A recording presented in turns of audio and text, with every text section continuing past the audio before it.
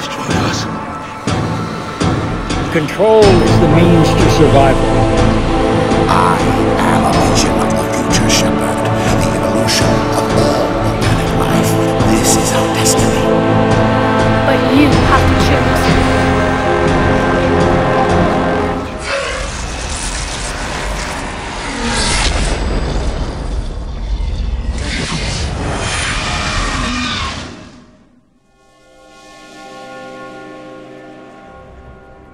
I've never seen anything like it before. It was huge.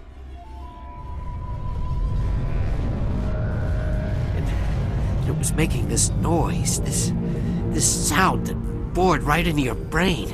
It was emitting some kind of signal as it descended. It sounded like the shriek of the damned. Only it was coming from inside your own head. Whatever it was, it felt like it was tearing right through my skull. Almost made it impossible to think.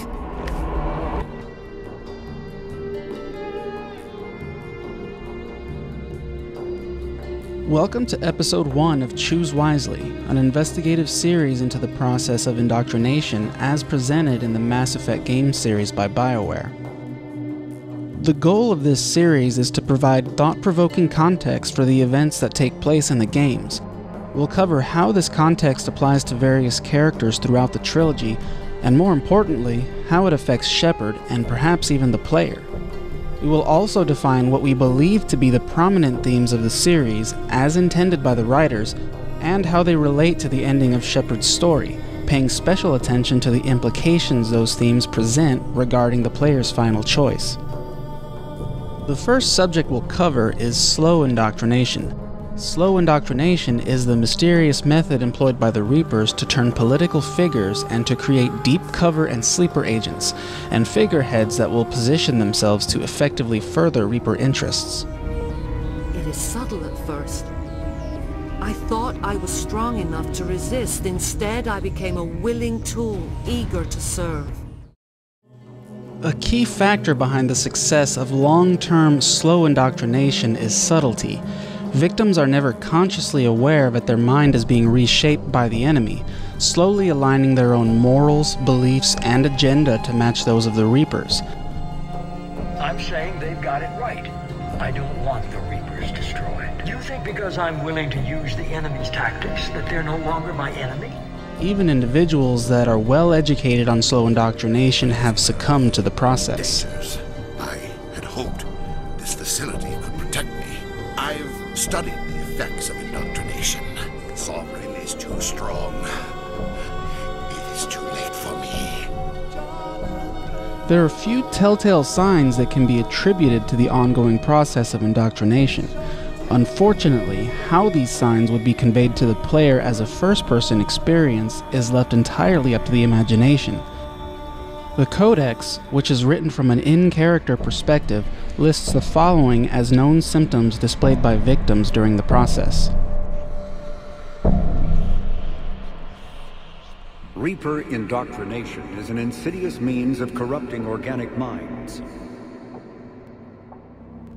Organics undergoing indoctrination may complain of headaches and buzzing or ringing in their ears. I just need to get out of here and away from that incessant whispering. As time passes, they have feelings of being watched. I'm telling you, this ship isn't dead. It knows we're inside it. And hallucinations of ghostly presences. God damn! What? That thing, that just gray thing, it disappeared when I looked straight at it. It came out of the damn wall. Long-term physical effects of the manipulation are unsustainable. Higher mental functioning decays, ultimately leaving the victim a gibbering animal. Rapid indoctrination is possible, but causes this decay in days or weeks. I need to do what it says. I have to. Let me out. Let me out! Let me out! Let me out! Let me out! What? Katie's my wife. In addition to the symptoms mentioned by the Codex, others are established by the story via optional content in the games, comics, and books. Mysterious events such as the shared memories and dreams are experienced by the victims in the games, and various other causes and methods of indoctrination are conveyed only in the books and comics.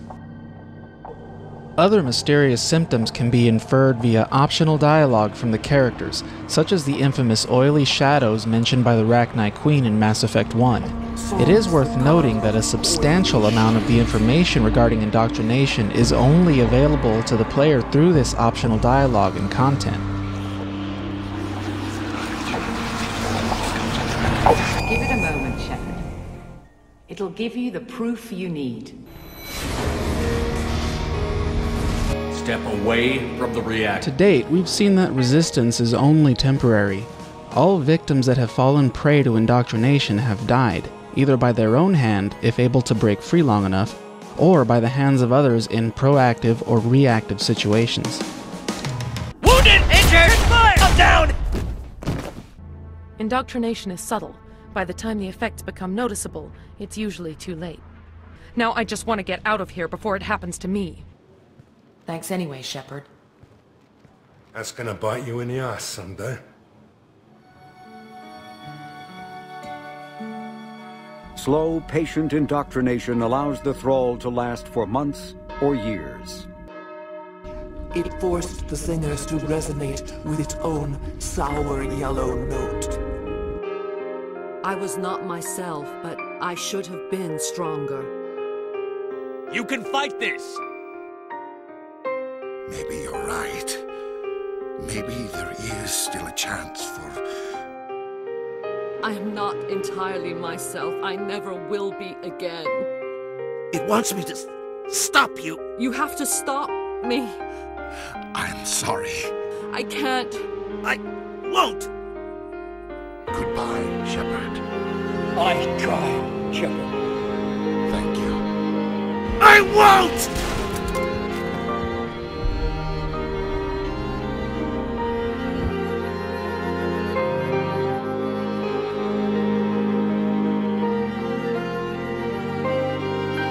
So, the elusive man was right after all. I only wanted to protect humanity. But I can. Are you willing to bet humanity's existence on it? Because of the seemingly mundane nature of most symptoms, it is almost impossible to identify someone being influenced by the process of indoctrination before it is too late. Especially someone with a strong will and who doesn't like to show any signs of weakness, like Commander Shepard. I'll stop them. I'll sleep when I'm dead. It is such a subtle and dangerous weapon that others such as Saren and the elusive man became obsessed with resisting or controlling it, but succumbed anyway. They're controlling you. To make matters even more difficult, the narrative rarely goes out of its way to implicate something specifically as a symptom of indoctrination. So we should ask ourselves, what if there is something there that the narrative doesn't point out to us? How do we fight something that can worm its way into your head? I don't know. But we don't have a choice. As the player, we might think it would be safe to assume that we can rely on the narrative to directly convey the effects of indoctrination to us. However, we must consider that BioWare did state they want us to feel what Shepard feels. Is it then possible that we are being purposely led to become obsessed with indoctrination? Is this part of the experience? We don't set out to make a trilogy all the time, or, Mass Effect was always intended to be that the initial 3 games were intended to be a story arc, and we wanted to kind of build that. We had that plan right from the beginning. Casey had a very clear vision of what he wanted to build. My mind is still my own, for now. But the transformation from ally to servant can be subtle. I will not let it happen to me. Do you hear that hum? Is that just me? Now that we've touched on what indoctrination can do, let's take a look at what little we can detect before it is too late for Shepard.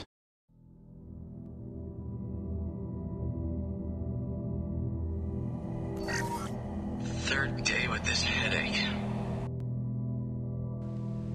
Despite the miracle of Metagel, it seems everyone has headaches once in a while, even in the 22nd century.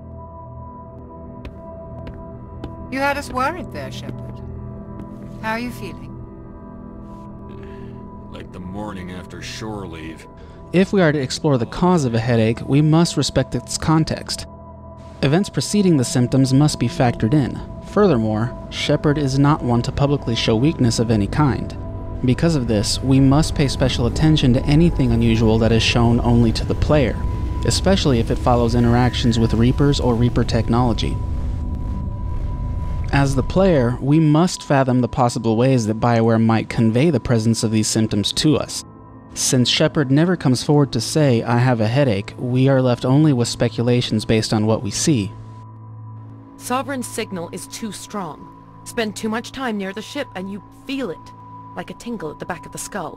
Now I'm getting a headache.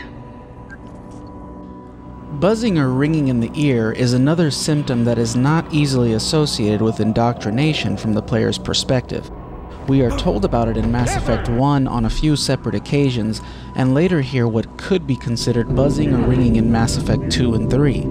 But again, this is a phenomenon that is left up to interpretation and is never addressed by the narrative.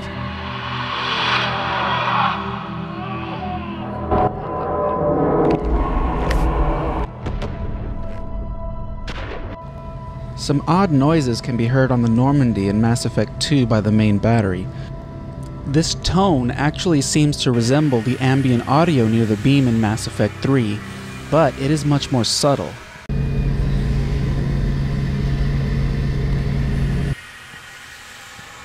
Coincidentally, these auditory illusions that sound like they continually rise in pitch yet actually remain constant are known as Shepard tones. From a practical standpoint, it is reasonable to assume that the presence of this symptom would be conveyed through dialogue. Nothing wrong with me, is there? No, but we should keep As a constant noticeable hum would be overly telling and would likely become irritating. But what about something benign? What if it blended into the music or other ambient sound effects in the area? Infrasonic and ultrasonic noise and other subliminal methods. His teeth are up my ear. Like a tingle at the back of the skull.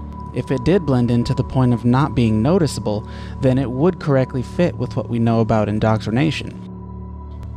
With the exception of a hum on the Citadel in Mass Effect 1, Anyone else hear that low hum? Sounds like it's coming from that statue. James Vega is the only character who makes a comment on a persistent auditory anomaly that is never explained in the narrative. Do you hear that hum? Is that just me? The relay hum in Mass Effect 1 was intended to foreshadow its obvious purpose in the plot, which would not be revealed until much later. The case of James Vega hearing a hum, however, is seemingly innocuous and purposeless, unless viewed as an indoctrination symptom, of course. So, the story never jumps out and says Shepard is suffering from indoctrination symptoms. But the main question is, does that really mean we should feel safe?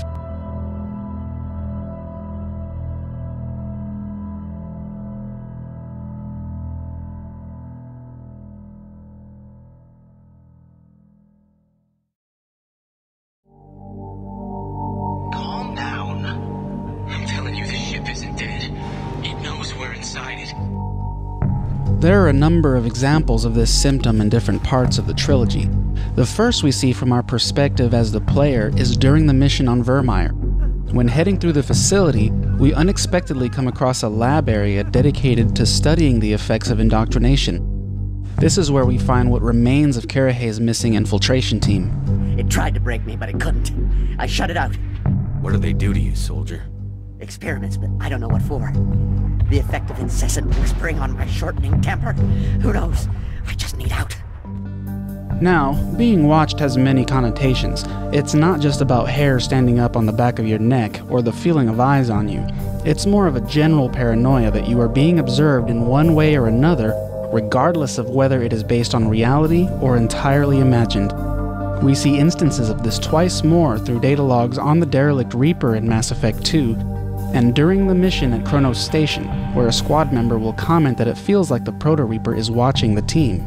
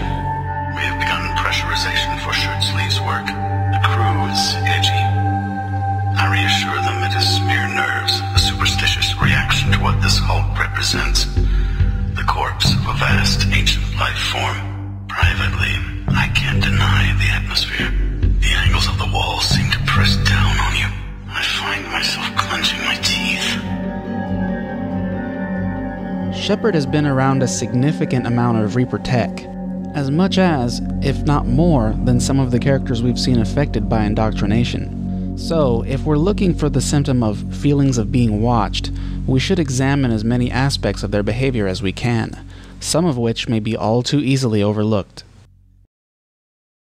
Commander Shepard, I didn't expect to see you here. Have we met before? No, but I know you well enough. I'm Executor Palin, head of CSEC. It's my job to know when someone like you arrives on the Citadel. Hello, Spectre. I have a business proposition for you. How did you know I'm a Spectre? Word travels. Your name comes up in certain circles. I'm acquainted with a pair of... These are reasonable reactions for someone of Shepard's character and position, at least in the beginning. But the tone and poise of some responses is unjustified, even for a renegade. Looking you up. Commander Shepard, here with the Alliance military. First time on the Citadel, that about right? Who wants to know? Just checking for CSEC records. I can only sell goods to authorized personnel. I don't like strangers Keeping tabs on me. I don't like people spying on me. Now you're digging into my past. invading my privacy. Are you spying on us, Joker? Although typically a renegade dialogue option, these reactions make Shepard seem a little out of touch with their own stature.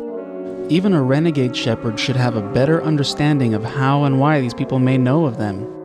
This progression from surprise to combative, mixed in with a little paranoia, is somewhat odd.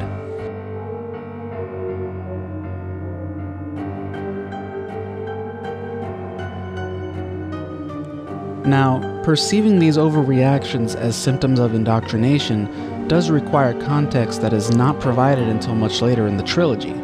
However, it does seem that Renegade Shepard is being unreasonably suspicious with some of their responses rather than simply being rude. Why would this be the case? At some points, this manner of response occurs even without input from the player. Commander Shepard, we know you've reached Tuchanka. And by now, I imagine Morden Solus has proposed using the Shroud. Are you spying on us? Hardly. The Shroud is the only viable course of action open to you. Why is it that we even have the option of being paranoid and indignant with these individuals? It's one thing to be renegade, but it doesn't seem like that should include being senseless and irrational. At some points, a renegade may even be angered with a squad mate, simply for possessing common public knowledge of Shepard's history. Don't try to justify this. You're obsessed. Obsessed? All I did was look up some information from the extranet. I would hardly call that an obsession. Inconclusive? Or just the type of subtlety slow indoctrination relies on to remain innocuous until it is too late? So, outspoken paranoia and unreasonable suspicions aside, let's take a look at something else that can also provide insight into someone's state of mind. In Mass Effect 1, all the squad mates, including Shepard, have the same idle animations, Liara's elevator dancing notwithstanding, of course. In Mass Effect 2, however, something interesting was added specifically to Shepard, and it persists in Mass Effect 3. What is Shepard suddenly looking at and following with their gaze? Why take a posture of stunned and focused attention while standing idle? Are they hearing things? Seeing things? Perhaps both? It may seem inconsequential, but is it? I don't know.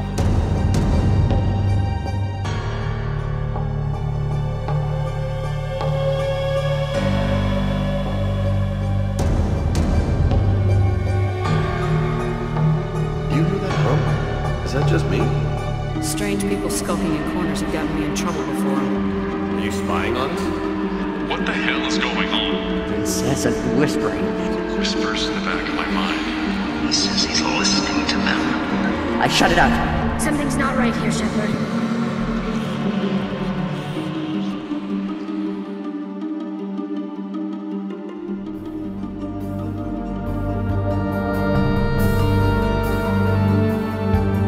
You heard the logs? They were seeing things, hearing things. Great thing! It disappeared when I looked straight at it. It came out of the damn wall. Where we took off that panel. They were being indoctrinated.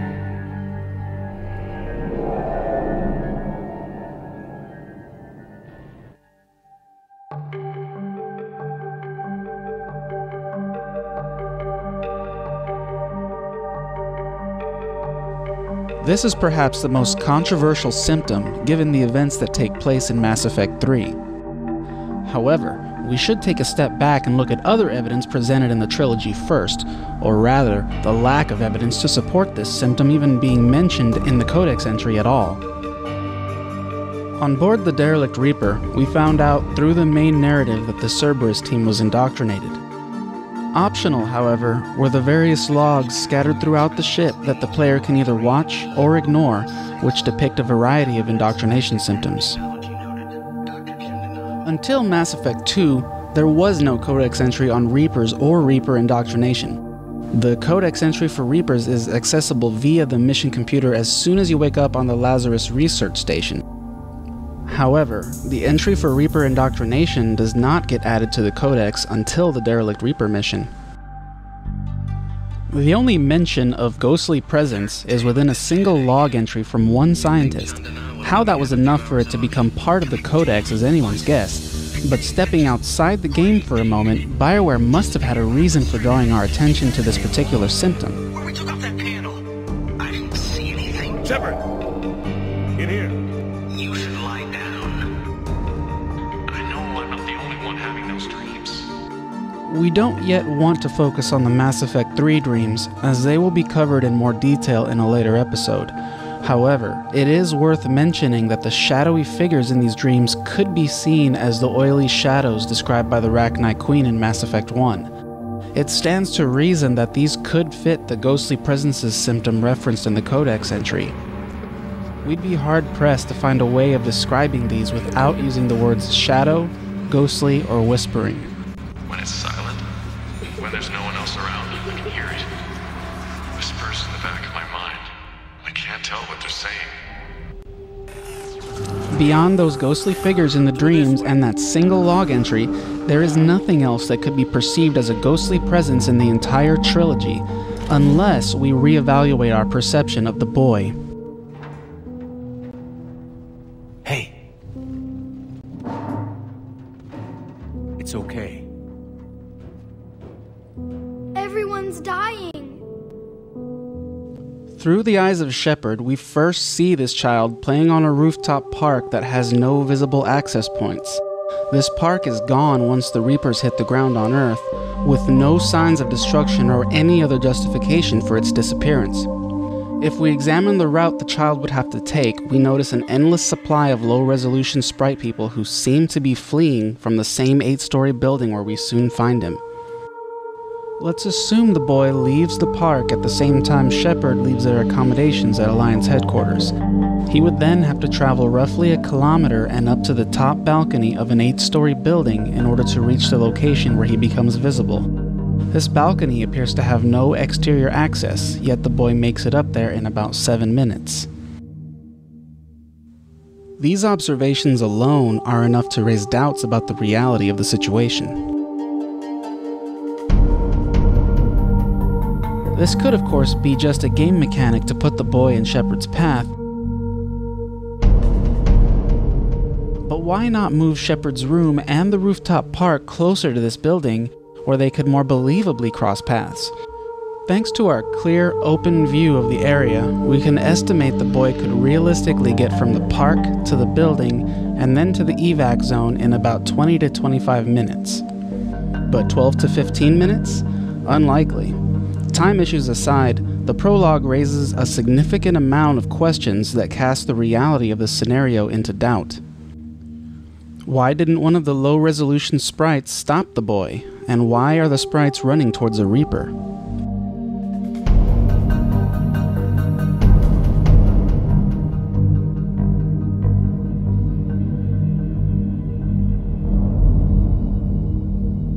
Why does the child go towards a building people are evacuating? Why and how did he scale to the top balcony? How does he manage to pass through a locked door? How does he avoid being incinerated by the Reaper blast? Why is he so confident that Shepard can't help him? How does he vanish from the vent in a matter of 3 seconds without us hearing this? And instead hearing this. Shepard! In here.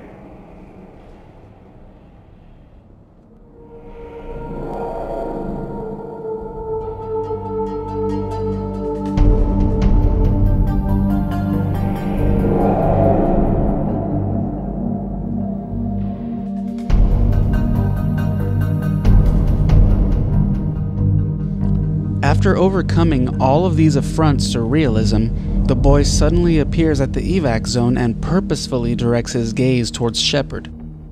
Staying true to his claim that he cannot be helped, he is not assisted or even noticed by anyone in the area, even though everyone else seems to have no trouble finding someone to assist them.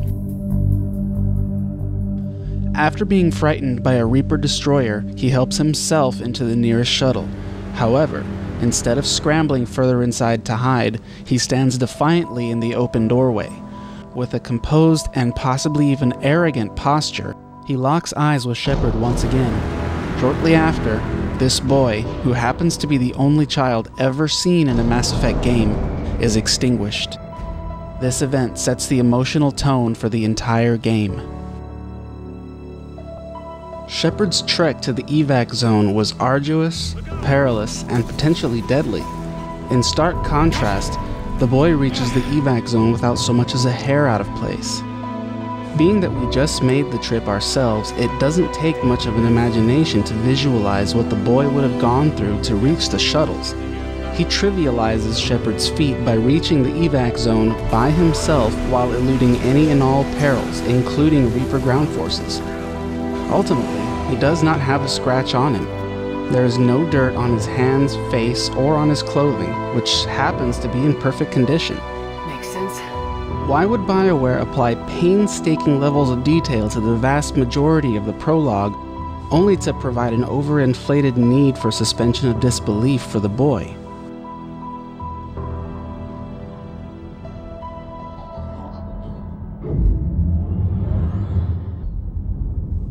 In fact, all of the circumstances, events, and details involving the boy are questionable to some extent, with no exceptions. As with many of the themes we'll be covering in this series, it is unmistakably a pattern. The only truly subjective question here is, what is the nature of that pattern? And most importantly, how does that pattern fit in with the fact that the boy is chosen to represent the Reapers and their exposition on the final, ultimate decision in your story? Wake up. All kinds of details falling right out of the sky. Not an immortal. If your father let you die, God's time limitation found a way to make you a savior. Who are you? Today I am the catalyst. I'm just a lie. I'm not a friend, just a sick, corrosive saint.